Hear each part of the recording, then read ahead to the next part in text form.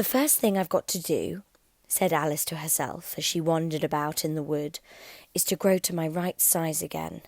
And the second thing is to find my way into that lovely garden. I think that will be the best plan."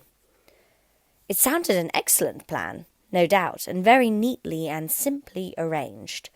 The only difficulty was that she had not the smallest idea how to set about it, and while she was peering about anxiously among the trees, a little sharp bark just over her head made her look up in a great hurry.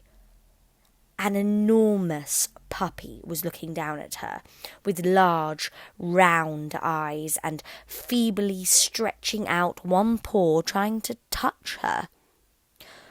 "Poor little thing," said Alice in a coaxing tone, and she tried hard to whistle to it, but she was terribly frightened all the time at the thought that it might be hungry, in which case it would be very likely to eat her up in spite of all her coaxing.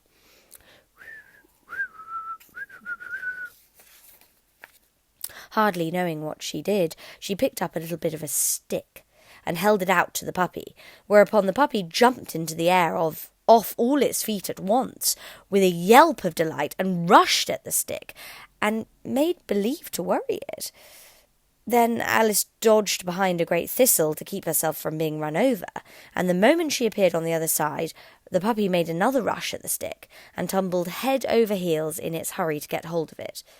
Then Alice, thinking it was very like having a game of play with a cart horse, and expecting every moment to be trampled under its feet, ran around the thistle again. Then the puppy began a series of short charges at the stick, running a very little way forwards each time, and a long way back, and barking hoarsely all the while, till at last it sat down a good way off, panting with its tongue hanging out of its mouth, and its great eyes half shut.